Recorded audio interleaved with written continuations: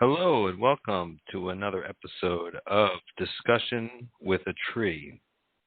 And I'm joined by the tree himself, Mr. Robert Dold. How are you doing, sir?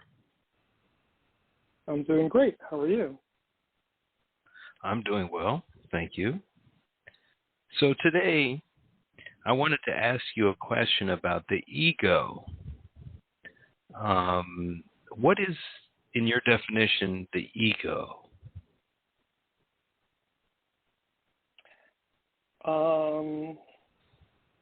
That requires a big the ego is it's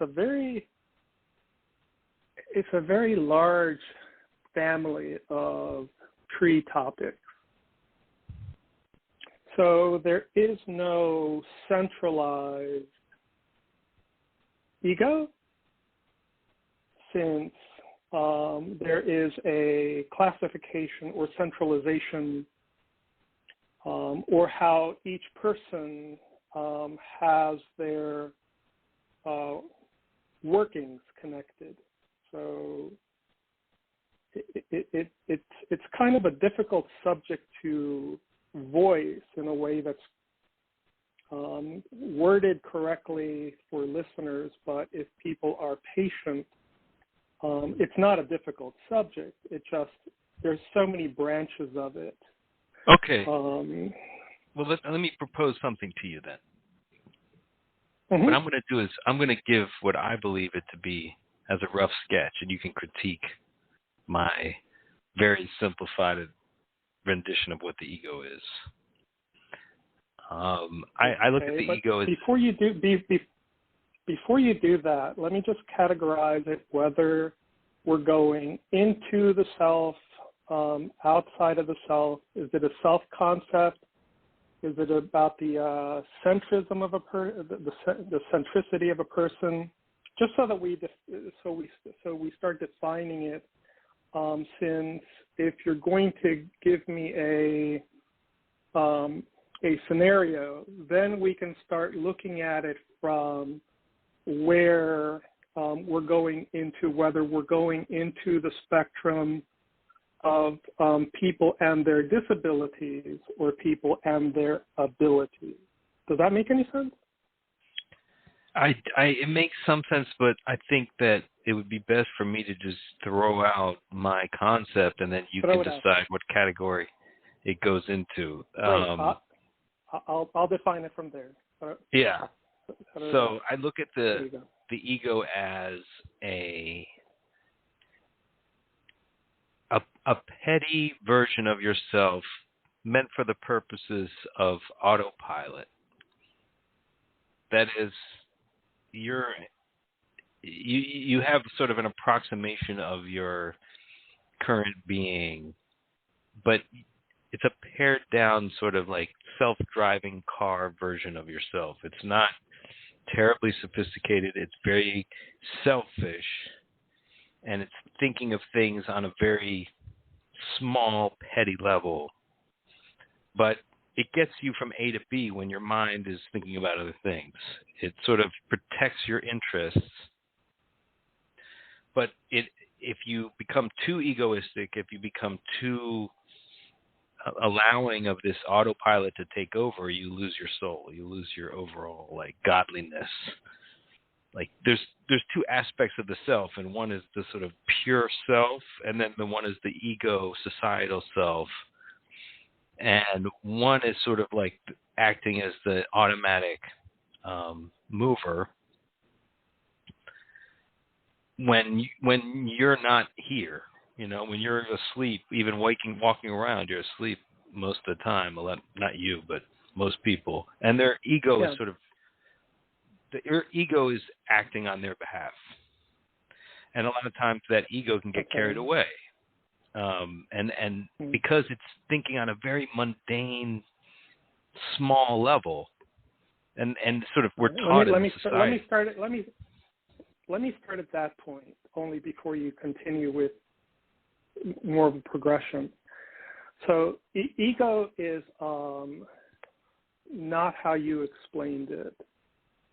So ego is it's not a minimized autopilot. It can become a minimized autopilot when a person is either in a self-destructive state or in a need for an autopilot where, cognition, biases, all that stuff. Going back to the basis of defining ego, ego is a constructive thing.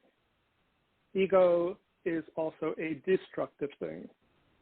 And whether people fall into a destructive self or a constructive self, ego is actually some sort of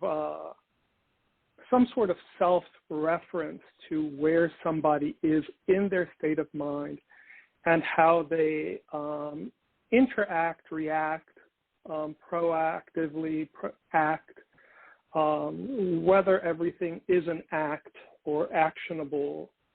So there's a constructive side. People that are very well-centered and are pure, so to say, still have a pure ego to thank for their ability to reason through what their actions are. So when you have a person, by the time that a person is doing things from intention and not from a given, because everybody is born when somebody is first born and they are in a baby state. It could be said that they are on autopilot, but there is already an incredible amount of bias from the 9 months in the womb. From there, it gets very complex on the outside, but ego only then changes from a egoism or egocentrism. If you're starting to go into, it matters at that point, what is the protection state of a baby? So a really good way to start looking at ego is starting at the baby at the birth point.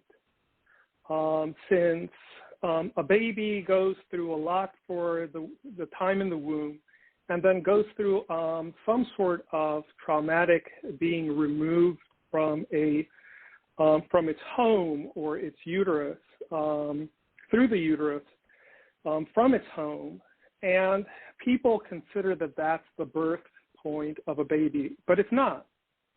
The baby comes all the way out, is still totally connected to the to its body, which is the mother. The baby, thinking that it is the brain of the mother, doesn't recognize that the mother has her own brain. The baby has grown its own brain and its own ego, and then suddenly the umbilical cord gets cut. And at that point, at the exact moment where the umbilical gets, the hardwiring gets cut, the defense mechanisms go up. And then the ego starts it goes from the ego inside of the womb, which is already a made-up set of circumstances according to all the things that happen from a womb surrounding environment kingdom into the world as a new kingdom, and the defense systems go up, and the ego suddenly has to database and starts to analyze everything from a totally new perspective with new parameters. The breathing is already being managed. Lots of things are already being managed. And then the ego starts floating. Since the eyes are not really working for the first 3 weeks, it gets very complex. Now I'm going to move it all the way forward. A person's gone through a lifetime, so let's pick somebody that's in their, say, 20s or 30s. That's going to be different than how somebody views things in their 40s and 50s. But as a general, ego is a very good thing, regardless to whether the egotistical or the egotism or the centrism, whatever self-concept as a healthy, deflated self, or the wild turkey comes out and has to inflate their chests and walk around like a big old turkey into the egotistical, or the different types of ego self-protection systems, whether somebody is withdrawing from life, playing the withdrawal misery type of games. So it really matters at that point what are the games that people are playing. And the ego is part of what makes somebody, helps somebody process into words and act out according to their emotional formula, so to say. And the emotional formula is constantly changing. So you're saying that you can have a poorly formed ego, which behaves many ways aligned with your God-like self, or you can have a very damaged ego that takes you down the tubes. Or down very healthy roads according to how you are capable of turning on and off your own defense mechanisms. Since most people, then you start getting into drives, and drives are ego-centric, all of them. And so the ego is actually, when you consider it something like an autopilot, it is a computer-based autopilot system, but it's not always just off. So there's people that have a healthy ego, and there's people that have an unhealthy ego. Right. And then you have all of the drives and processes that are constantly changing due to the social intercourse of the locality, all the way to the family dynamics, down to the individual room or teepee, or like me, since I'm a tree, my social settings to where my foundation and where my roots go. And the invisible parts of all of the things that I reach invisibly underneath where the roots are, which is into my inner cores, or the outside, and how I touch and how everything touches me on the outside. So people are very connected in so many ways. And for protection, most people try to escape the idea of ego so that it remains something that can be self-managed as an autopilot type of thing. Since a lot of people are trying to get away from the work of thinking. So the idea of who am I, where am I, where I come from, those types of things are not easy concepts or questions. And people actually, very few people actually get to asking those in an honest way, since ego has the confrontation of the ego in the mirror problem. And so when people are outside in the world and when they first think, people never had the ability to talk to others or look into a mirror and get feedback on what they looked like, how they acted, and how they actually were in some sort of way, whether a person is self-judging themselves or other people are judging themselves, and all of the intricacies of the complexity of judgmental people and the judgmental societies, judging down to, everything is so well defined for people. We define a billion things that we judge every single second that we look out of our eyes and what we hear. And most people are not even attuned to what they hear. They're already overwhelmed. So the ego is bombarded by information, which causes problems. So, but it always struck me that, at least in my case, I could never really be happy unless I kind of found something outside of my ego to focus on, like some kind of heavenly thing. That's not true. I really have to apologize to the audience and to you, because I'm going to continuously run over top of you, and I don't mean to do that. But that's fine. When you say things that are wrong, you have had the ability to be happy every single second of your life, and every second is a second chance. Is nothing that removes every second from being the second chance. At the point where somebody isn't able to just be happy, then it's really not the happiness that's the problem. It starts getting into the misery topics. And the misery topics can be self-inflicted, or they can be inflicted by parents, or it can be all of the different types of adversities that people face. And there's everybody gets some sort of circumstances to face. A person has external fears and internal fears. Just the idea of a baby being born and trying to figure out what a baby goes through for the first few hours, first few weeks. I mean, the amount of stuff that we are subject to in the first few years of our lives is an incredible journey. And there's so much that people go through. And then people, by the time that they're 16 or 17 years old,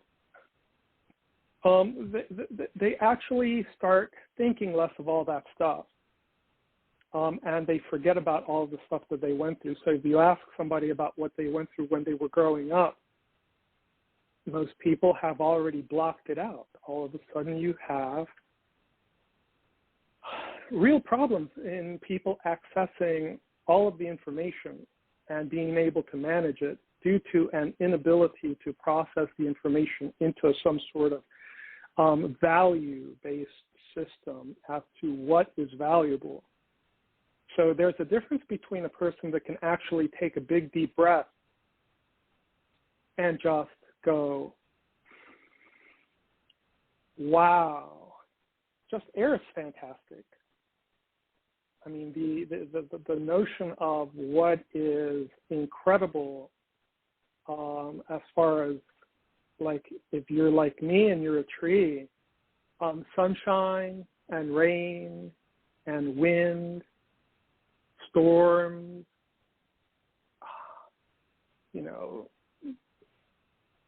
birds shitting on my leaves. That's food once it drops to the ground and feeds me. So it's really perspective-based at that point. If that makes any sense to you. Of course. There's a lot. But it's sort of like what you're doing there was, when you're taking that perspective, you're taking almost like a God's eye view of the world. You're taking like an extra. It's like that. They don't teach you in the schools to think that way. They kind of beat it out of you. That's what happens on the outside through all of the adverse things, but that does not stop a child from recognizing or choosing what they want to focus on. And then a child becomes their own worst enemy if they allow only the negativity through induction and inference. So if everybody is just a product, if everybody is just a product of their environment, everybody's screwed. Unless, even through the most worst circumstances of environment, somebody can actually look through the trees at the sunshine and say, no, humanity and humans do not make the larger part of the world. So it's not actually a God topic. It's actually a small child recognizing nature and nurturing, even if they are not getting any nurturing. That nurturing exists, and they can build some sort of reference. So it's really from an ability. And at that point, we could argue all day long as to whether it's what it takes for a child to get a big, deep, fresh breath of air and use the oxygen for thinking, as opposed to constantly not being able to think because they're malnourished or some other form of adversity that has hit them. But inside of developed countries, people have a tendency not to be able to think because they don't actually get to the point of appreciating because everything is handed to them. And all of a sudden you have an entitled population. Once you have an entitled population, then yes, happiness is far fleeting because you have to chase it. Well, there's also a tremendous amount of anxiety that gets inculcated sort of as a pressure system for people. The way our society works is it sets people up with a certain amount of anxiety and then says, okay, now go run on that anxiety and become a nice capitalist member of society and chase your dissatisfaction eternally and never solve it. I grew up as a privileged person in this world, in this wonderful United States of America, and I don't have the viewpoint where I haven't been able to give myself a chance to think and appreciate. So there is always exceptions. And I'm just saying that everybody has the exceptional ability and adapt to recognizing what is actually the cleaning that has to be done inside of a perspective or inside of a mind. So the ego, if you have the right broom, the ego easily clears and cleans up with a few tears that tear away. And there is a healing process to the human. All people and humanity have a built-in default system that people can access into a cleanliness, but it requires the cleaning up of one's own mental attic. The ego is the mental attic. And then it's about, the easiest way to go about cleaning up the ego is to find what direction a person is going. And it's not about making U-turns. We'll talk about U-turns, but it's really about the misery topic and whether the problem with ego and going into the problems of not being happy, especially going into a topic which we were going to start off before ego, which was bliss. Which I take as the opposite. I always took as the opposite of negative ego. Not maybe in your sense, there's a positive version of ego where it's not, but I was thinking in the pejorative sense of ego. It's like either you're in your egoistic it's not opposite. mind. Yeah.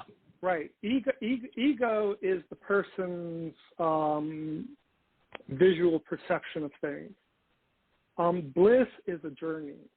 Happiness is a journey, and that's why they say, to find happiness or the secrets to happiness, or people, like as if though happiness is the unattainable goal, the need to find it. Bliss is much further down the road of goals where people are trying to avoid even being happy and go right to bliss, which is basically go directly to jail without going through the whole journey of happiness. That's interesting. So you're losing sight of the journey, it's focusing on this goal. But I always found bliss was there as soon as if I could just, when I can grab onto it. Well, if I can encapsulate my anxiety and get rid of my anxiety, the bliss just comes in. And that the eternal block of just, just the sense of bliss that you get from walking around and just breathing the air and looking at the sun, like you were talking about, looking at nature, gets blunted by this free-form anxiety that I have a lot of, and that I have to just sometimes recognize that it's there and be like, okay, there you are. Now, I was labeling it ego. That's not the ego. That's your misery. That's your misery, and then you have to figure out whether the misery, what is it that's driving you? Since there's a lot of misery that is hidden inside of not having connected at birth. So when somebody is not connected at birth, all children believe that they are connected, and all parents believe that they are connected to their children, and that's just not true. Parents suck. There isn't a single parent out there. No, they're not let me explain. They're not given instructions. Listen. No. There's a difference. I'm not talking about the instructional part. I'm talking about that anytime you use the word parent does not define the parental state of being an adult parent. And the problem with most parents, by the time that they've gone through society and gone through the journey, and they weren't prepared to have children, and like you were saying, they were never given those instructions, well, that's not an adult parent that's been taught to be an adult and has learned and gone through the process of earning the adult status of a parent that is an adult, or an adult acting as a parent, where most parents don't act. They are parents without recognizing that the state of being a parent is not actually inclusive with the state of being an adult. So then it becomes the control problem and the fight between the child for control. So the child comes out, and the child is a much better parent because it's already been in the womb for 9 months being a parent, telling the body everything that it needs. Now all of a sudden it has to start taking cues from the outside. Hold on, just give me what I need. I deserve it. I was king for 9 months in the womb, and that 9 months was an eternity because the child didn't have any way to relate to time, where the parents think it's 9 months.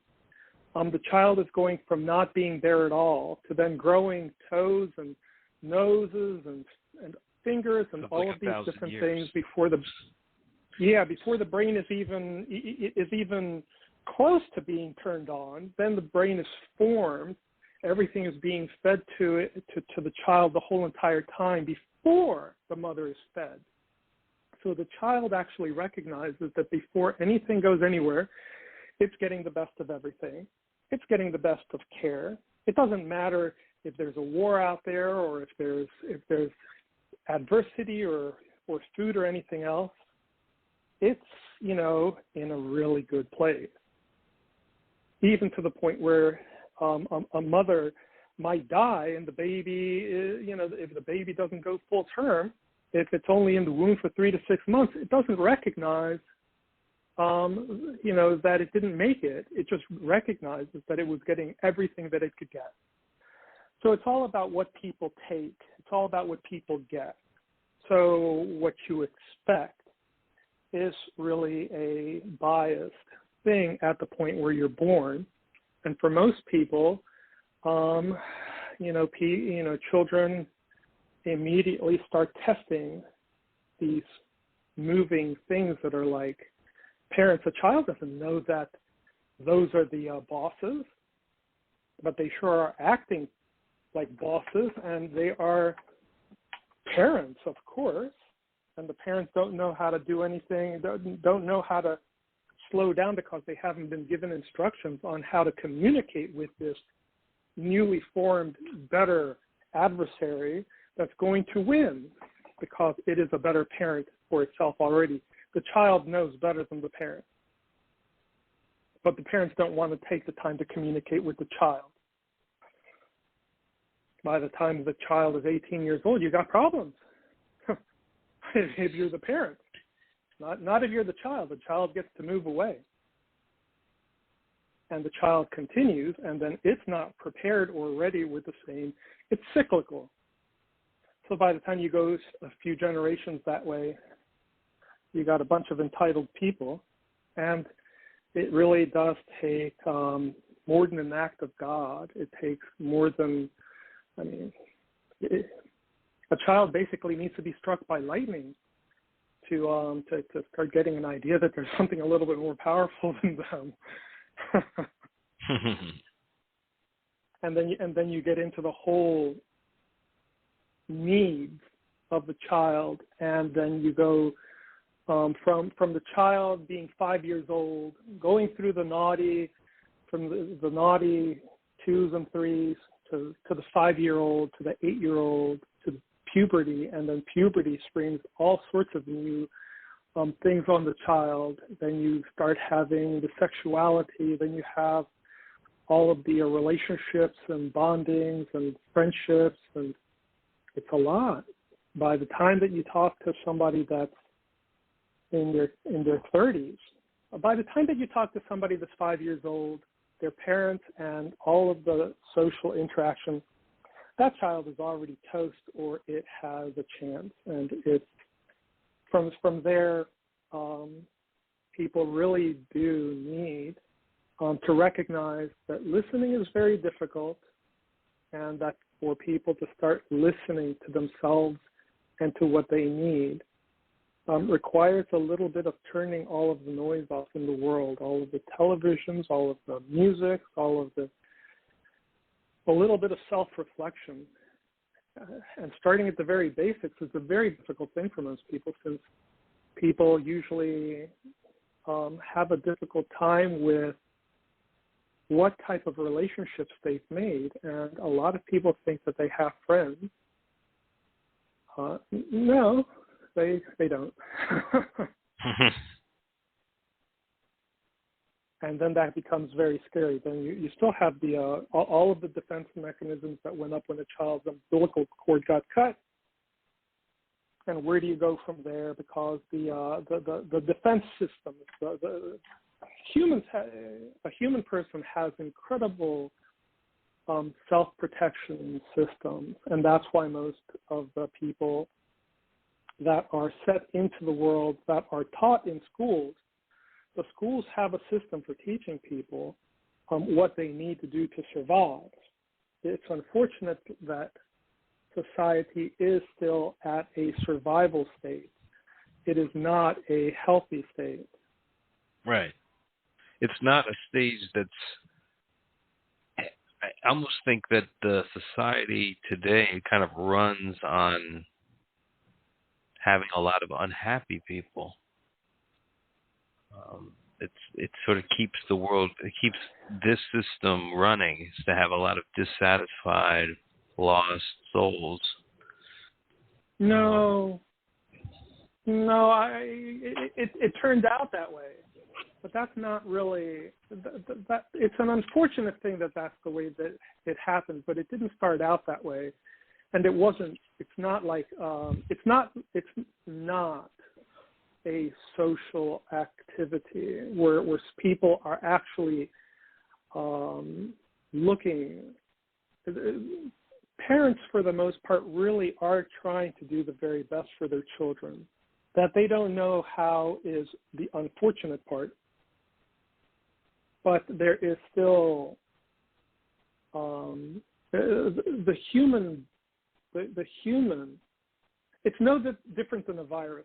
A virus is going to go out and do its thing without even thinking, because it's not even technically alive, but it does it, and it does it for really good reason, without somebody actually sitting there, since it's not like a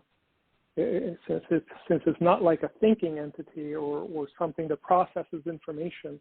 It's just a little thing that goes around, and viruses mutate and they act and interact from some sort of programming, and the programming isn't a bad thing. It is unfortunate that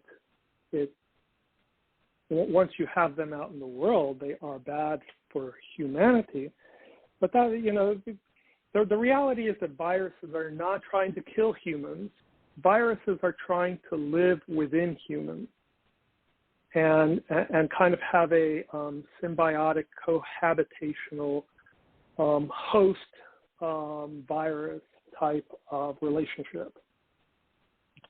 So in the same way that little tiny computer programs like viruses, which are pretty well written, by the time you get into something that's as complex as a human, which has how many different viruses living inside of it already, and a person is a host body for all sorts of things that already can kill it in a billion different ways.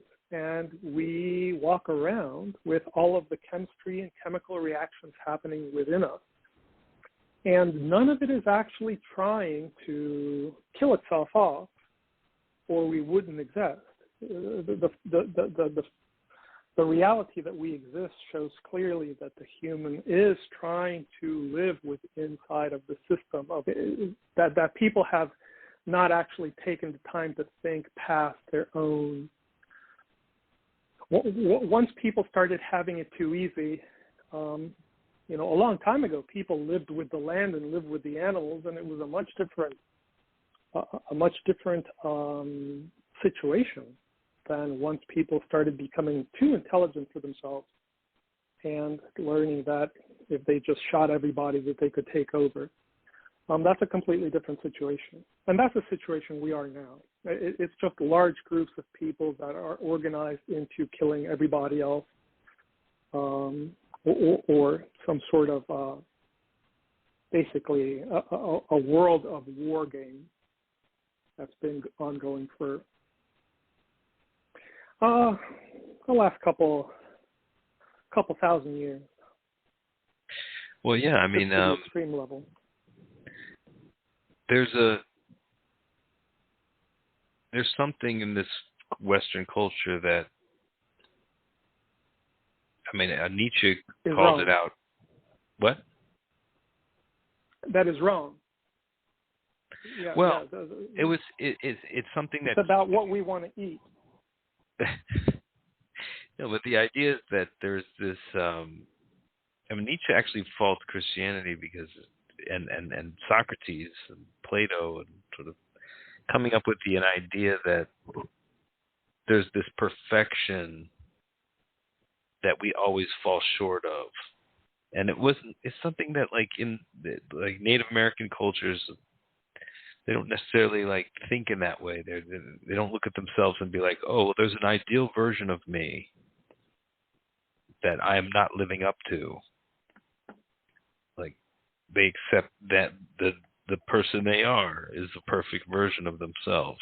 Whereas in the Western culture, we have, through Platonism and through Christianity, through the idea of the idealized self. Yeah, but that's we compare ourselves. Taking it far on the Christianity is not the problem, since Christianity and the outside perspective against Christianity has a bias. And Christianity in itself, if you talk about to the people on the inside, they have a bias against people on the outside. That's a war all its own. the reality there's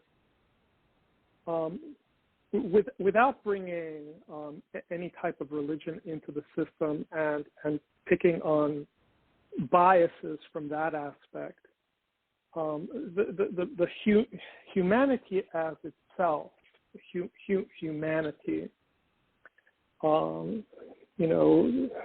even the word humanity is supposed to kind of imply that people need to work together, so that certain cultures have in the past had learned that they were part of a system that was larger, like ancient Indian or any types of civilization. Yeah, I mean, they were in a different. It's just like the Eastern, they were in a different, or the Native American is very, like, not as I don't know, maybe individualistic is the idea.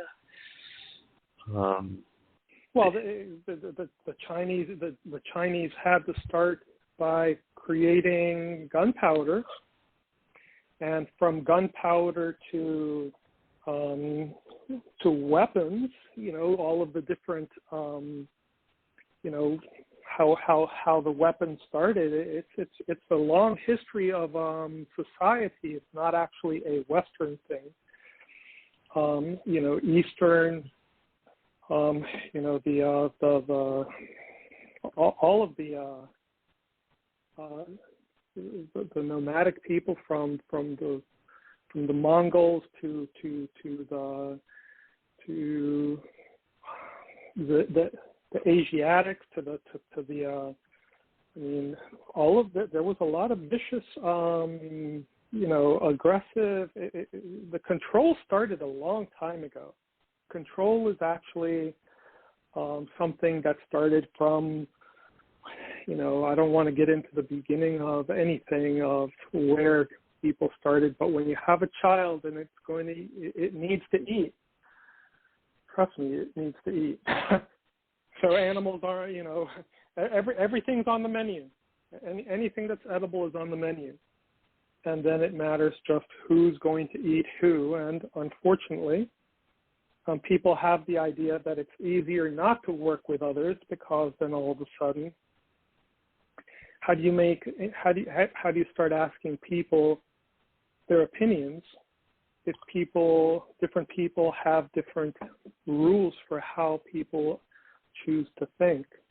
So then all of a sudden we go back to the word ego, and ego is the part that can be the constructive part that allows people to work together if the people are constructive. And ego, you put one bad apple in of an egotistical person, and now you have the whole God-Satan complexity, human complexity, evil in the world without a God complex. So it doesn't matter if you then start talking about the psychoanalytical aspects of a person or psychoanalyzing a society. You then start getting into values, intentions, and one's own vision of self-importance. And the self-importance becomes the big problem, since at what point, the new American USA culture destroyed the intellectual knowledge of the American Indian, who knew how to cultivate the land correctly. And so lived in balance with it better than we did. Lived in balance with everything else. Instead, we're going to come in and we own the land. We're going to cut it up. We're going to kill everything off that we don't like, and we are going to make it to our own thing. And by the time that the world ends up killing itself into extinction, nobody will have actually intellectually analyzed that if people would have recognized the animal human of the American Indian, which was looked at as an animal, as an actual thinking person that recognized how to work within the system of the environment, with the world as much part smarter, of actually. the ecosystem.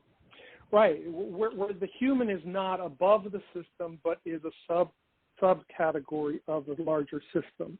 Is where works the Earth in is it. an actual has to work underneath of it, not in it. But people have taken that passage in the Bible about us having dominion over the earth as a feature of Western thought of how we deal with nature. No. Just because people take something out of a Bible, just because people take something out of a Quran, and as soon as I say Quran, all the Muslims are going to kill me for it. But everybody loves to kill as soon as you mention that anything isn't really about how it's written. I just know that if people cannot actually get into the mindset of the writer and tell if the writer is writing literally or writing in some other fashion of the many different types of fashions for the transfer of knowledge. I mean, people. How do you interpret dominion in that sense? I mean, how would you interpret it? Well, I have dominion over everything because I can think. Is that what that mean means? That I kill it all. Right. Yes, that doesn't mean that I kill it all. I mean, why do I need to go beat a seal over the head unless I need the seal for food? Right. And if I do it correctly, then I better ask the Eskimos, because they do a whole ritual and they preserve and recognize the movement of the seals so that what they're taking doesn't destroy their interaction. If we deal with the same scenario in a way where we're going to be like farmers and we're going to plant crops, then we are going to plant crops according to how the soil doesn't get destroyed, because the soil is what produces a plant. So all of a sudden, I have to know biology, ecology. I have to know how dirt is alive, what makes dirt alive, how I'm part of the system. I'm not above it, and that's dominion. So okay, well, what happened? What happened in the culture, though, of the Western people that invaded the Native Americans, where they don't have that? Western people, for the most part, have protectionistic problems within their own families. So it's not an actual social thing. It's a family thing where when you have to have a head of a household and they take the words of the American Indian, and in American society, not American Indian society, the male dominant person wants to be the chief of the family, patriarch. Once you have a patriarchal system, you no longer have a social construct. It's parents choosing winners. And once you have parents choosing winners of their children, you then start getting into the problem that religion has, which is that religion is not religion if you have a family where you can have a Cain and Abel. So religion then becomes whether you are Cain or whether you are Abel inside of that structure. And all of a sudden it's about, once you start having systems that are about parents choosing winners and losers inside of their own family, it's no longer a religious problem. It is an ego problem that is being trained for the fittest or the strongest, where the strongest survive. And maybe in a world where we're living in post-apocalyptic, in a post-apocalyptic system, if all of this is for the training that humanity, somewhere inside of the human, we already know that we're going to, like a parasite, eat everything in this world until there's a post-apocalypse for that time, so that whoever is left can survival of the fittest carry on until there's a new generation. And then all that has to happen is that the world has to go through another 2 or 3 million years. And if humanity somehow survives as a few people until the world rebuilds itself, then it might have already happened several times. We don't know. Oh yeah, well, it probably did. We've been here a lot longer than people think. And then all we have to do is, then we just have to have some sort of time capsule that can keep all of this information and stores its own energy, so that once in 3 million years people start growing up and find it, that they can try to teach themselves not to be like us. Well, how about this? Which is kind of a sad state, since we have a chance right now to fix it if we just work together. No, in fact, I wanted you to do a thought experiment with me where we create an alternate timeline. Let's just say you and I were able to wake up tomorrow in America before any Europeans came over here. Like, what would we be able to warn them? Europeans. Right, but no. How would we prevent what happened? You can't prevent what happened. Well, look, this is a thought experiment. It's a movie. Right. Inside of any thought experiment, you have to look at it from a prevention style or a post burning of the house. Until somebody sees the house burnt down, will people always gravitate to the point where the house has to be built and burn it down before they recognize, oh, that's not what we needed to do? So it's we would have to really set parameters for the chicken and the egg conversation, so that we're not just doing a different version of chicken and egg conversation of what came first, thinking or the programming.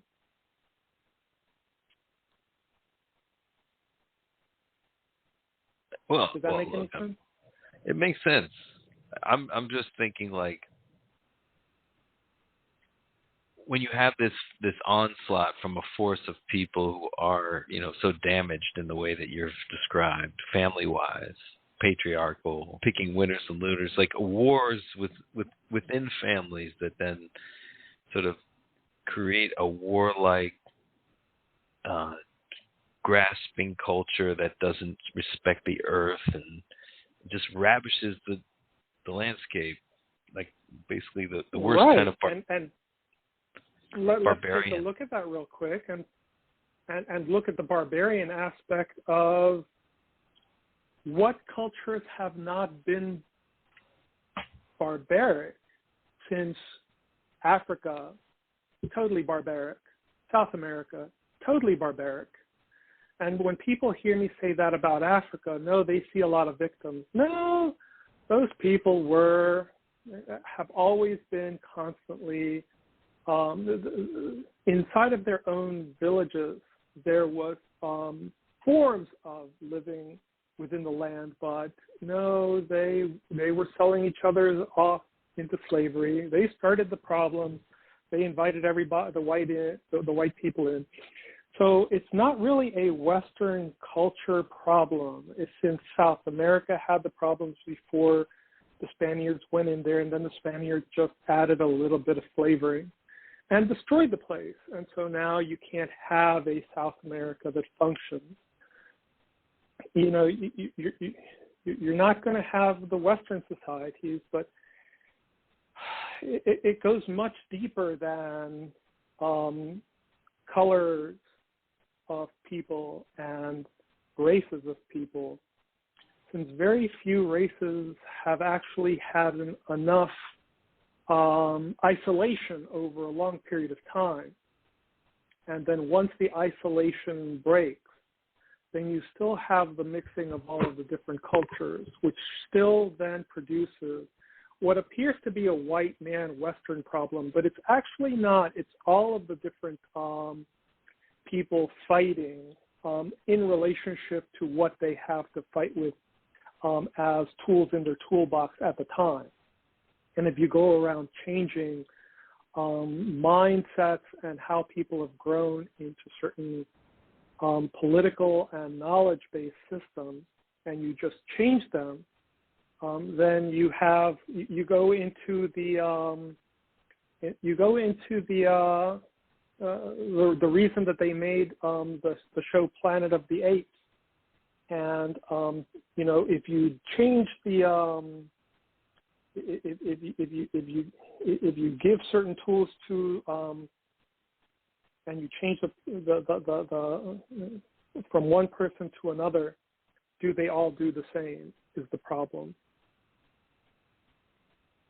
And is it due to the amount of resources that a society has and their settings as to what they have to for and the adversities given. So all of that stuff then still always goes back around to the same ego idea and what separates humanity from the inhumane. And it's ego is that whole entire personal reflection or projection of self. So do you consider yourself to be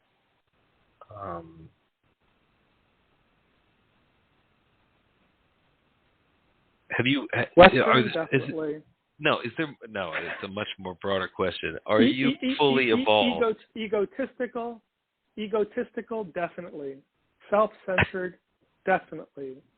I love to put good food in my mouth. I just take a little extra time to pay attention in how it is chewed and why I'm ingesting it and how to digest it better.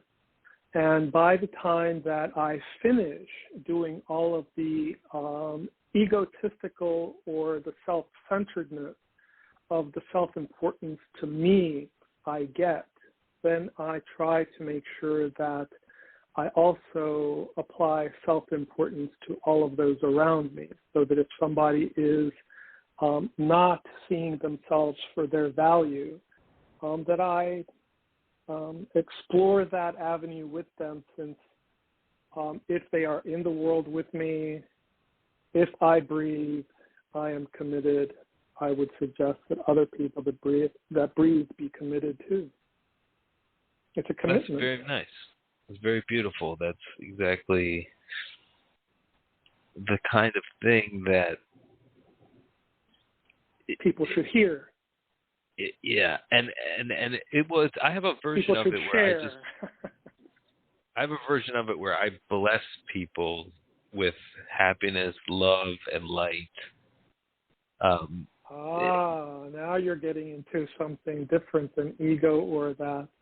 Now you're getting into projection, which is also an ego thing, and yes. ego becomes very dangerous when a person considers themselves as having something where they're going to project their goodness onto others. You wish it for them. You wish it for them. I understand that, but wishes wash away.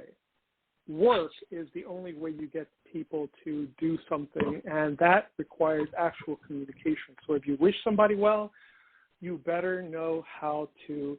If you tell anybody what's wrong, you better know how to tell people what's correct. That person what's correct. If you go as far as thinking of somebody as being in a worse situation, you better sit down and actually get to know them well enough to see if they're just not involved in society quite as much because of their own protection and what their actual capacities and capabilities are. So whenever anybody says that they bless anybody, I just have to be blunt with you. This is the way I look at the word bless. Bless is be blessed. So if you're blessed, be blessed, said. So if you yourself are blessed, then be blessful by being less said towards others and more action-based. You want to do something good for somebody else, do it where they notice it. Make it real. Right. Yes. No wishes, because wishes wash away. Right. Of course. I mean it in the sense that it informs my action. I wasn't attacking you. I was defining the word. I know. I wasn't clear though. I was. Ego is a defensive mechanism. So if I say anything, I'm not attacking your ego. I'm trying to I'm just making sure that we understand the words that we're using while we are projecting. Yes. So that we're very careful with our projections, since projections can be very damaging. They can be very much seen as being judgmental if spoken. Well, that's the thing, is there's a fine line between that, like, of being observant and being judgmental. And there was always an admonition against judging. I mean, Jesus says it, and I've always understood it as, if your judging hat is on, eventually it turns on you. If you have it on too often, it kind of cuts both ways. You judge other people's, but then you judge yourself really harshly as well, and kind of defeats you. Yeah, that's really the doorway to an abyss. I'm not really sure.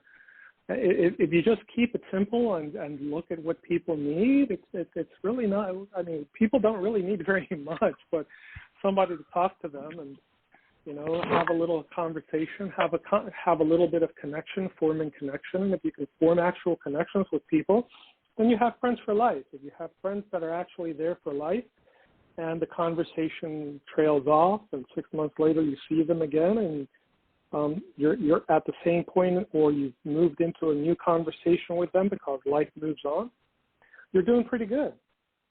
So you're doing pretty God at that point. I really wouldn't be worried about where God is or what Jesus is anything. Jesus really doesn't care about these things. Yeah. Well, I think what you're saying, though, is that most people's problems are in not connecting, and that correct.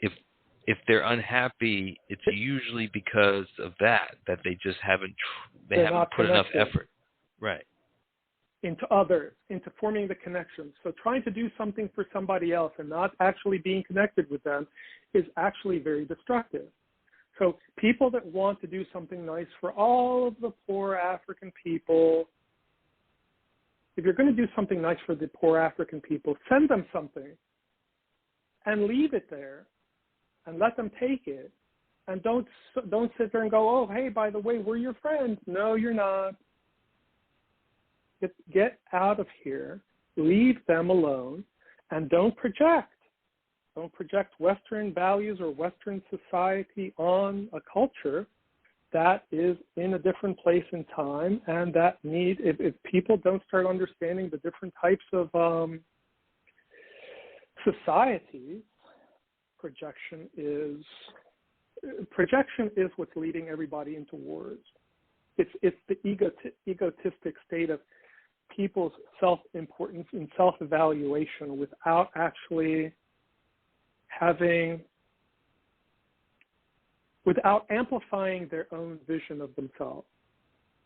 And people have to put the oxygen mask on their face first, take a few really good deep breaths, and make sure that they are okay first. So if people cannot actually look in the mirror, it is very, you have too many people that pick up the religious thing and talk about religion. And Yeah, all religions are really bad because the people that are inside of the religion have never had a mirror that they can self-judge first of themselves. And that's not something anybody's going to create a new religion out of. It's not happening. And people will, it's like the whole happy, egotistic, blissful subject, which is a misery subject. And we have to finish on the misery subject through this process before we finish into where we start going into a healthy ego state. But the human body loves to be in a misery state because whenever somebody is, people play willing victims, or they, there's a spectrum of narcissism, and it goes into, you know, the psycho-sociopathic and around. And since it's a spectrum, but it's not really a linear thing, people can't deal with their own vulnerability, and so then they start projecting an amplified visions of themselves to try to deal with being inside of society. And then you have people that are hit and run people that will not talk to anybody, and then they'll go out and they'll try to do a good deed, and then they've done their good deed, so they'll go put $10 into a coffer, or they'll see somebody they'll see somebody begging for money, and they'll give them a $10, $10, and they've done their good deed. It's really very, it's almost, it can get very difficult to separate for people. People will start getting lost in the conversation because misery loves company. And misery in itself is a goal, because when a person is in a defensive state, the brain loves the blissful chemicals that it produces, and it produces extra blissful chemicals, kind of like opioids, when somebody is in a in a situation that's not clear as to whether to fight or flight. And most people can deal with the aspects of reactions or being proactively ready for the fight and flight. So people build themselves up into these things where something's going to happen, so they go out and buy a bunch of guns because they're very good at self-protection. Knives, all that kind of stuff. Everybody builds up a set of words because their goal, if anybody crosses them, if anybody looks at them, if anybody touches them, that's all the fight and flight. You have a completely different aspect that's not the fight and flight, where like out in the wild, you'll have like a gazelle running from a lion or from any of the cheetahs or any of that kind of stuff. And something, the antelope or whatever is the prey, that's the victim. They can appear like they're not really thinking about it. They are just immediately running the fight or flight scenario, their choice. So they stop to fight, or they start to run. But when it's one or the other, whatever part of it's one or the other, but there's a third that most people don't pay attention to, is that when even the bears, when they see a situation, it's fight or flight. And you can have a little child look at a bear and go boo, and the bear goes running off into the woods. So those are the fight and flight. But a very few people stop to actually talk about that situation where the bear or the antelope or the gazelle or whatever victim suddenly recognizes that they are not in a situation that they're going to win. And they just drop to the floor and play dead, hope that the situation disappears. Their body goes into some sort of overprotective reactive state that they play dead, but their actual muscles no longer move. And they can start actually having convulsions and things like that because their brain has been triggered to the point where there's no solution. And they become withdrawn. And then you start having the people that are like that, and they start playing the vulnerability of withdrawal from others. And it's all a big, it's the misery part. And people then start having the brain flush the brain starts throwing in all of the chemicals or lots of different chemicals at the same time, where the brain becomes mind fogged. Comes what? And once the brain becomes mind fogged, foggy. So the lion can just walk up to the prey then, and they know exactly where to go, right for the jugulars, and they bite down on the neck very nice and softly, and the prey doesn't argue with it at all because the prey already knows. And if there's no longer the fight or flight drugs are not being thrown in. And that's the tastiest type of meal because you don't want the muscles to be tense, and the animal relaxes while the lion cuts off the oxygen to the brain, and the animal goes into a blissful state and doesn't recognize their own death. So it's a very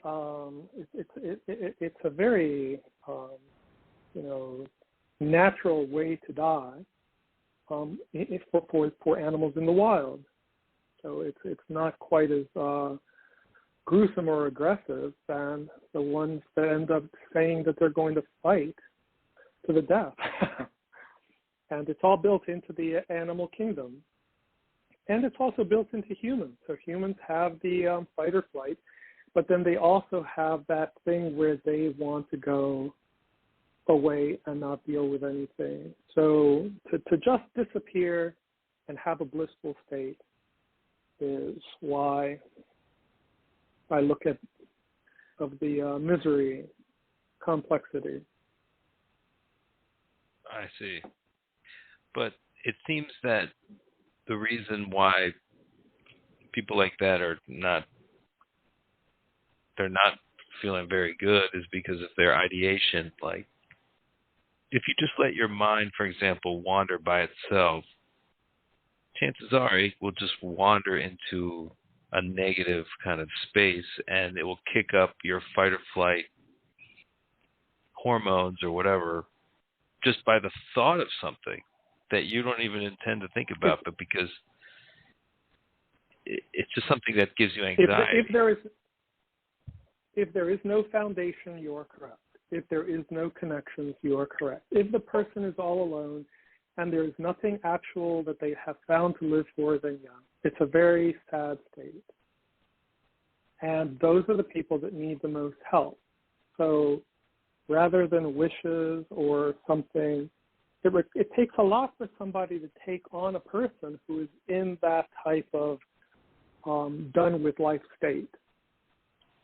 But somebody has to do it. Or you have what's going on in the world right now where there's all of these mass shootings. Well, those mass shooters, it's a social problem, and society does not want to pick up the tab for their own doing of how people don't, like to, nobody has any responsibility. Never blame religion, people's religion. They will kill you. Never blame people never try to take away somebody's misery. they will kill you. People love to kill anything that upsets. They have worked very hard in building into their rut, where they go into their little rut and they feel comfortable, because people don't really recognize how valuable it is to be able to think about what makes people uncomfortable, such as getting up in front of a bunch of people and communicating, or doing a talk, or even just trying to stand up there and just trying to accept themselves in front of other people. There's a lot going on with deal with their own self-evaluation and where it comes from, whether it's social, physical, intellectual, and what type of estimation. As there's a lot, we talked a lot about the overinflation of the self, but we haven't talked about the deflation of the self due to insecurity. And so there's a lot there. And it's all capable of being addressed if people learned how to fix simple little things like paying attention to simply drinking water correctly or chewing food correctly, anything that somebody pays attention to, or the value of a blade of grass, or anything that starts the process of somebody's curiosity into the value of things, starts the process of turning the brain into a exploration of a person's surroundings, and starting to open up their eyes to reality, which is a thinking process, thing that a person needs to turn on their own brain. And it's only at that point it becomes a matter of when somebody is old enough and what age actually is. And people should be old enough by the time that they're 5 years old, or should have been old enough by the time that they were 2. But since most people that are in nursing homes still haven't even reached the beginning of thinking, we got a problem. Problem on aisle USA. But I mean, I think it's that there's so many of those kind of, Native Americans call them hungry ghosts. There's so many of them that they drive this society. They kind of keep capitalism going. I mean, if everybody were just don't blame the people on top. The larger majority on the bottom want to be controlled. That's the dangerous part that most people don't want to talk about. There's a larger majority on the bottom always. And if the people at the bottom were thinking, it's not about how they protest. I do not have to go out and protest my society to be a healthy part of society. Even if I only just work on keeping myself healthy, and somebody that needs a little bit of help is around and wants to be helped. So, it's not really about people that need help. It's about, the hardest thing is not somebody that actually has helped themselves out to the point where they can help somebody else out. The misery of how misery loves company is way too much. It's a victim society. The United States is a victim society. It's not a down society. The politicians are the ones that need the most help, and they are the most victimized by themselves into their blissful searches for how to project themselves, because it's all about how it's all appearance-based. So it's really not about the people in power in the United States. It's about how the people at the bottom feel protected, and how much of a military they want, and how much they want to, how they want to use their money systems, and how they are willing to pay for the bullets that go to other countries to kill people. Every bullet is signed by the American population, the people at the bottom. That's right. Need a second to think. Well, I think you've covered a lot of stuff, but I've been wondering kind of, why did all of a sudden the last 2,000 years, like we as humanity just started developing all this technology. Like we were in a certain technological state for thousands and thousands and millions of years. And then all of a sudden, like 2,000 years 100 ago, years, every 10 years, and now it's every single hour that we're changing everything. So we're coming to a really critical, it's a critical mass type of situation, but it's a critical juncture of where the ego and the population, where everybody wants to go, and it's driven by people on their cell phones and how all of the data, it's not the people that collect the data that's the problem. It's all of the people that are using their cell phones and all of the things that they search for that are giving the people that collect the data more directions to figure everything out, to the point where people don't actually know how to project their lives over the next 10 years or over the next 5 years anymore. A long time ago, people used to write letters, and they would send them off without any expectation of ever getting a reply. And people used to look at the stars and look at the sky, and they would take 10, 20, 30 years to figure out what was going on. And it took hundreds of generations of people sharing their information before anybody could put everything together. Now we have computers that do how much in just a matter of minutes, seconds. So everything has gone from people actually knowing how to journey through life adequately and proportionately to time, from a month-by-month, year-by-year projection into a future, into a state where people are defined by what type of commercials they want to consume and what type of commercials are being made specifically for their own attention deficits, because people don't like to take the time to put any effort into paying attention to anybody else.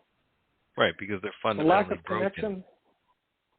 They're fundamentally broken. The lack of connection requires that they are connected in a million different ways to something, and technology becomes their foundation. So I am a tree, and I do the information thing. I'm connected all over the place with that. And most people are, in their own way, trees, but all of their root systems are built into flashes of satisfaction, immediate. Yeah, dopamine. Controlled by dopamine. Dopamine and a lot of other cortex drugs that turn on, turn off, turn on, turn off, turn on, turn off. Oh, I'm getting super massage.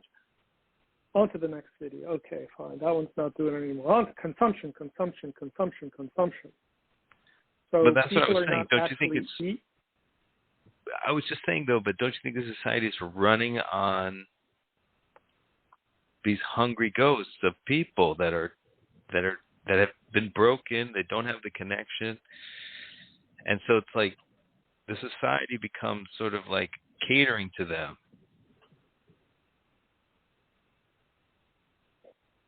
Well, they're hungry, so of course. Like if everybody was like relaxed and calm and happy like you are, Robert, if everybody were like that, I don't know if that would be a scary society, wouldn't it? No, but this capitalism wouldn't sustain it. We'd have too much fantastic food, and everybody would be working together, and everybody would be, we'd be looking at ways to produce, boundless energy. Well, there wouldn't be enough people in the world because, there's plenty of resources for 50 billion people. It's just that nobody wants to wake up to that, and everybody's afraid of just the 8 billion people or so. So everybody's afraid, and people don't actually recognize the value of, if we fed the people that were not fed their inclusivity and their inclusion into the system, suddenly we'd have a South America that was capable. We'd have a Central America that was capable. We'd have a North America that could actually start to recognize that they are not America. Oh, that would be dangerous. And then you'd have an Africa that could feed the world 10 times over. And then you'd have Russia doing whatever they wanted. And they would be so fantastic because they're incredibly intelligent. And they have so many different countries within Russia. It's just that it's not divided up into the countries separately like Africa, but so many regions. And there's so much to explore that if Russia just became the place for everybody to journey through and view all of the different cultures, their culture diversity is mind-blowing. The United States doesn't have any culture diversity. The United States is trash for culture diversity. The dirt isn't worth anything. The people's culture isn't worth anything. It's just one big business. So if the other parts of the world were allowed to blossom into their own cultures, then the dead people in the United States could go to those other countries and learn a little bit about culture and what it's like to say hi to somebody. And wouldn't that be weird? Because, what, you mean people like me? The United States people don't like to be liked. And that would be a different experience. It's worse than suspicious. Yeah, it's a protectionism problem. It's an egotistical, at that point, the conversation is correct about ego in a negative way. If we're talking about the United States, then yes, there's only one side. And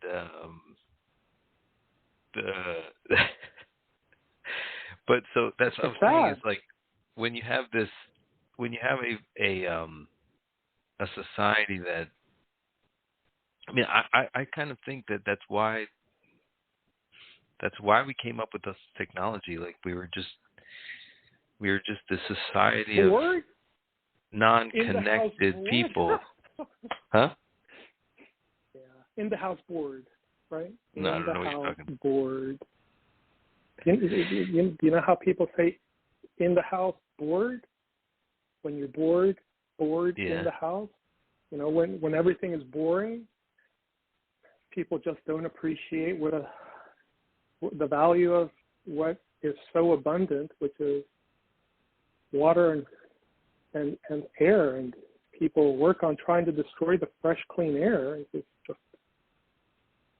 It's sad when there's so many countries that have fresh, clean air. And if everybody worked together, we could have kept the United States as a manufacturing facility. We could have continued destroying China because we love, by allowing them to do all of the heavy metal manufacturing and things that we don't want to pollute ourselves with here, while we eat everything out of plastic. So we're really healthy in the United States. Can you see what I'm saying? But if people got a chance to move around the world, the United States could possibly grasp that there's more to life than being an American, which is actually not a United States thing. Argentinians are Americans too.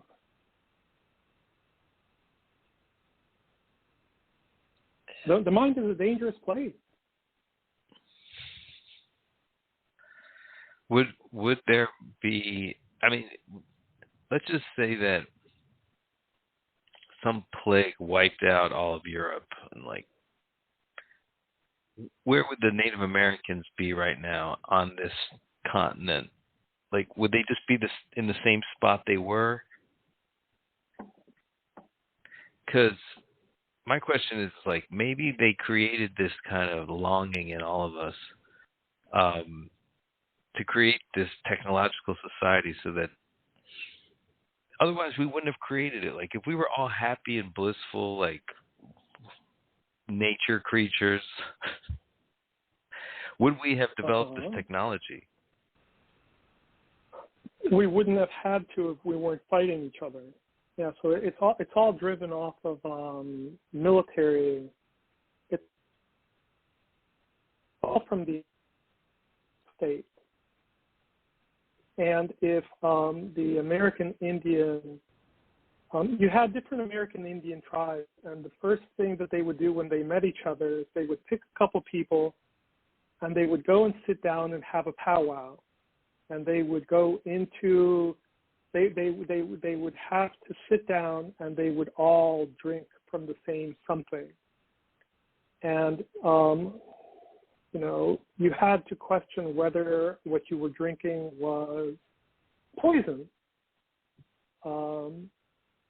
And if somebody got poisoned, which did happen, then it meant war. And you were going to war at those times to avenge that one person's death. And in that way, they were solving their problems by killing one person, rather than fighting for the actual killing of everyone. So you have the David and Goliath story, and it's not just a Native American thing. Africans had, in Africa, in different countries of Africa, since a long time ago it was not all separated, but inside of their systems, they had certain rituals for dealing with and communicating the journey of understanding one another through the idea of death and birth inside of a society. So, you know, whether you have matadors and bulls and watching the whole thing, whether you have lions eating people, the bloodthirst for humanity to try to deal with their own journey into what is value. It's very complex. Well, it's actually simple because it's just their journey. We have this essential fuck up that's occurring as people are children with their parents. Like, I think you've kind of traced that as the fundamental problem in most people's, the reason why they're not happy is it started when they were young. And in a way, journey that's a no, but it's like there's some truth to Freud then, is what you're saying. Some level. There's a truth to all the people. You still have to go back and read Freud from Freud's actual perspective, which people have messed up. You still have to go back and understand all of the things that people were trying to say they were saying wasn't actually being used to portray their viewpoints, but as warnings to people that people are traveling down the wrong road. Okay. And it's not easy to tell people that they're wrong. So you write some sort of memories or memoirs or books or literature that's going to be read by people in a way that tells them indirectly, you keep fucking others, so in turn you're fucked. Goes around, comes around. goes around, comes around.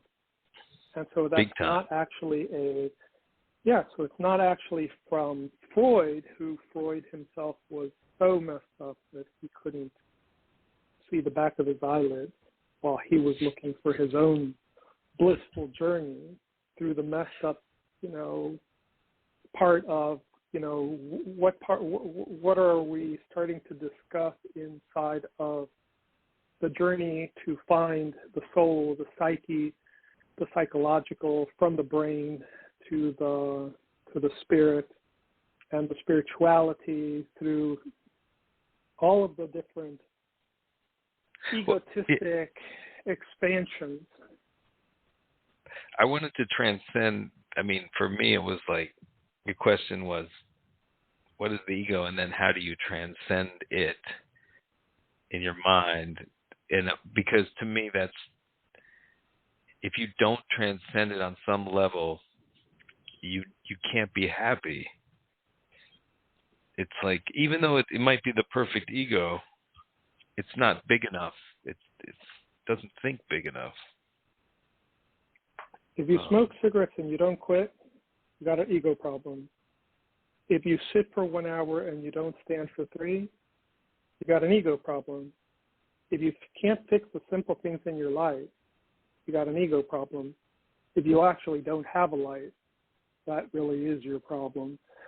If you don't know how to walk outside and look at something else and find value, no, you are the problem. So there's problems all over the place, and people know how to find problems. Really not about the problem, since most people actually find problems looking for them, and that is a personal problem. So it just matters what people choose to be their direction or their journey. And I suggest that people stop looking for happiness and bliss and to bless themselves a little bit by being less said, unless they actually have something to say that will help people out of their ruts. And I'm nobody to start throwing stones at anything. I'm built, I am a tree, but I live in a glass house. So I have to be very careful with every pain, like physical pain that I go through, and every single pain of the people around me. So if you're actually a glass house, if you're built inside of a glass house, then if you know how to look at everybody's pain, you don't destroy any pains into shards, because those spread and then people turn it around and cut you down. Well, see, I would advise people, and you can tell me if this is bad or good advice, but if you're not feeling good, if you don't have a positive mindset, you shouldn't be out in the world, because you're going to be... Do yourself a favor and just jump off the bridge. Well, you mean stay home. Do society a favor and jump off the bridge. Stay home. No, get some rest. You can't stay home. The more people that stay at home and don't go out and connect. So I'm not suggesting for people to go out and jump off a bridge. I'm saying that to help society, the only way anybody's going to help society is for themselves to be open to their own vulnerabilities and be accepting of a little bit of connection and lots of failure, since it's going to be meeting people is very dangerous in the world, because everybody's worried about who's going to take advantage of them. And that's the way I see the world. Is I know you want to hate me because hate is all in the world I've seen lately. Yeah, that's good. I'm not afraid to die. I'm not afraid of being cut down. I'm a tree. If somebody cuts me down and uses me as firewood, and somebody enjoys a nice hot meal on my account, it's just that people need to recognize, the value of trees and how long people want to keep somebody like me around in the world. And I suggest that if everybody actually saw their value, you wouldn't have people committing suicide or shooting people. No. And that's a personal journey between people and their parents. and parents need to be held much more accountable for what their children do. But that's a very dangerous road too. Well, the thing is a lot of people find this connection that they never had when they and it's maybe, not there. They'll find it. It's not there, and it's not coming. They'll find it with the or an approximation of it, or whatever, with the opposite sex. Like, no, they don't. If they don't have connection to people that are not the opposite sex, then finding somebody to marry is dangerous, because all of a sudden you're using somebody else for your happiness. You're using somebody else that can never be connected to you because you yourself cannot connect.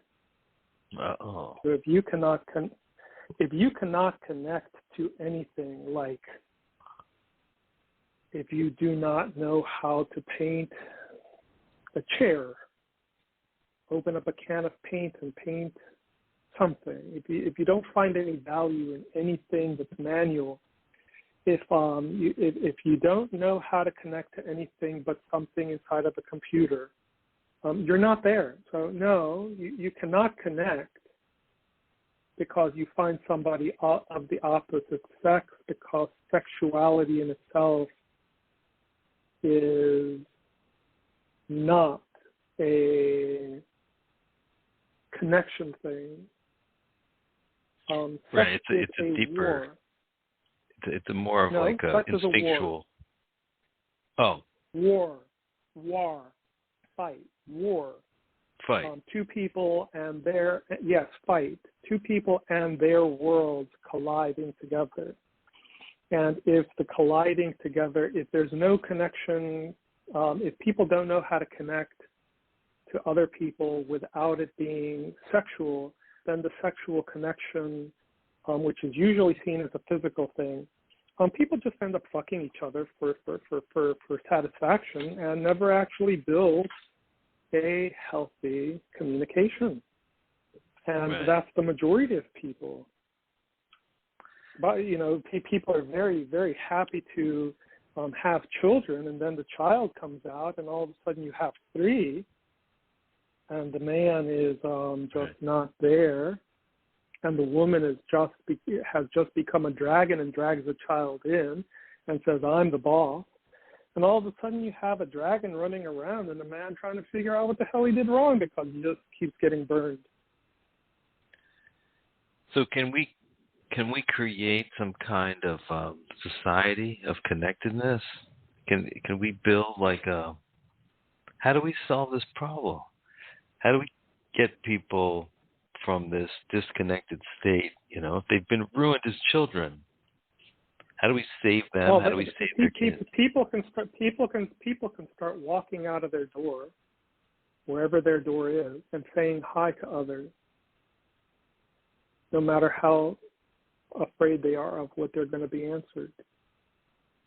So if everybody got to the point where they could say hi to each other without every single hi being attached to, okay, now I'm going to rape you or take everything from you or make you mine, or how people have to self-evaluate into how they want to take from others. And that's a dangerous topic in itself, because can people get to the point where they can trust themselves among other people? And, at a certain point, then you start having to recognize the value.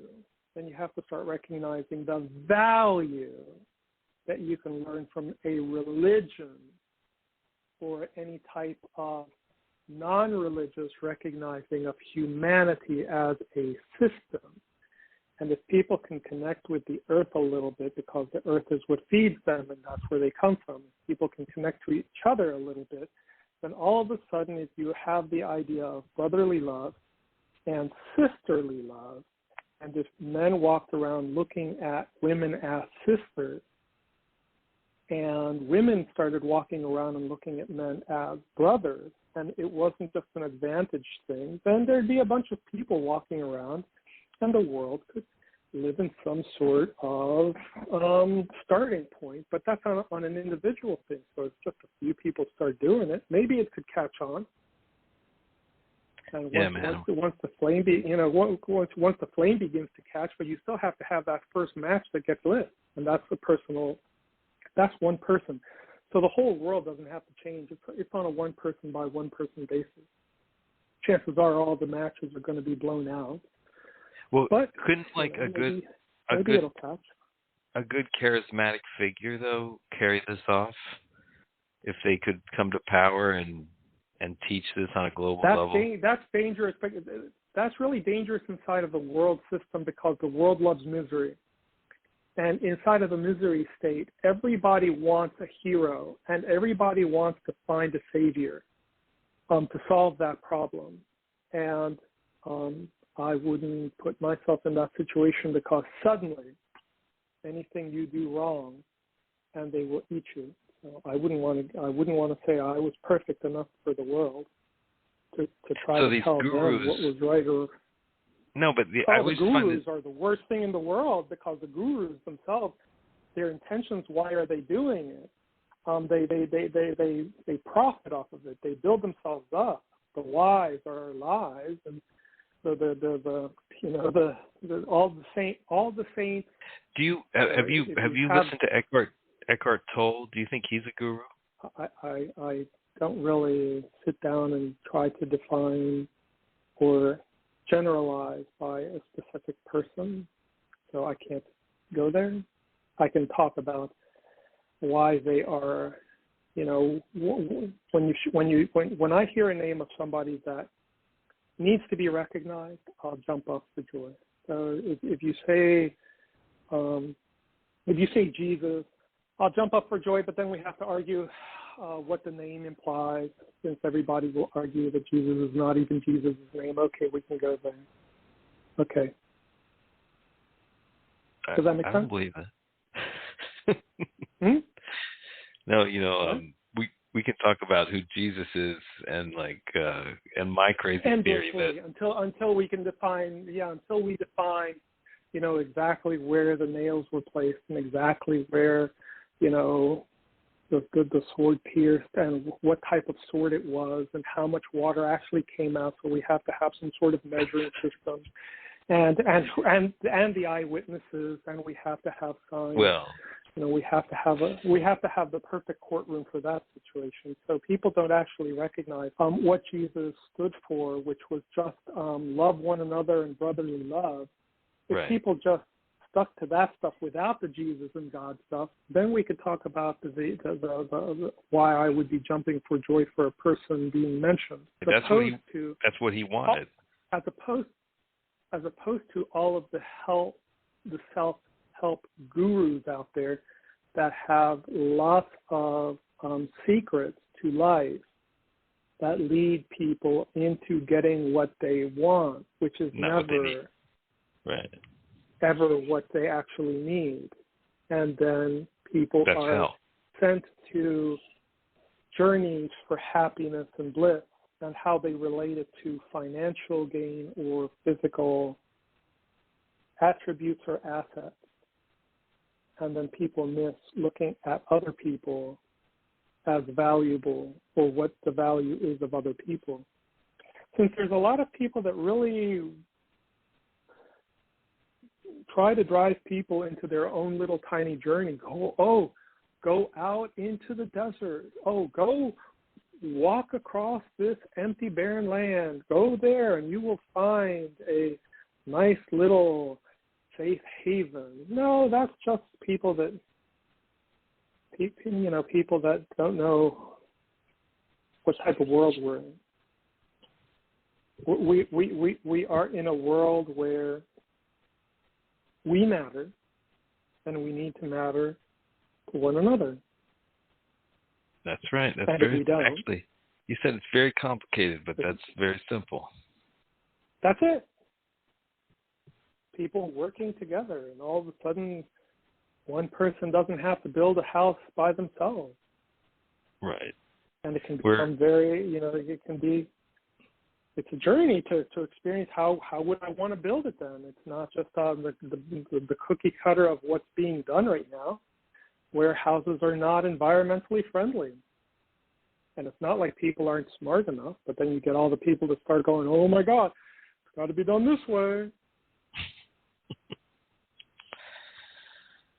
Well, Robert, I don't think we're going to solve all the problems of the world today, but I think you got some good things in here. So we're going to wrap it up here.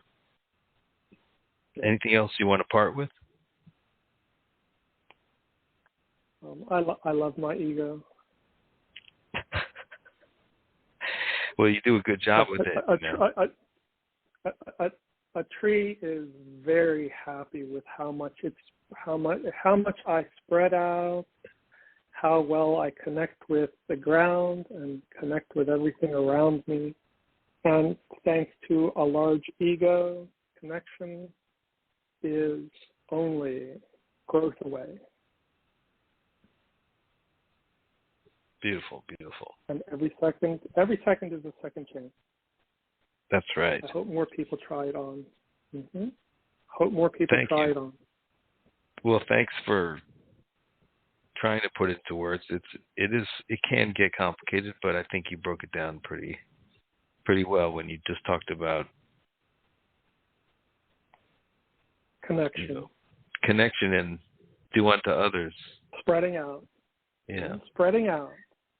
If other people can touch you, then you're not. Yeah. You'll recognize you're not really as delicate as you think you are. Very good. Vulnerability is somebody that connects to their own vulnerability, recognizes their need for other human touch, from eyesight to words. Even nasty words go a long way to recognizing that people need one another, even in those circumstances. As long as people don't get to shooting each other.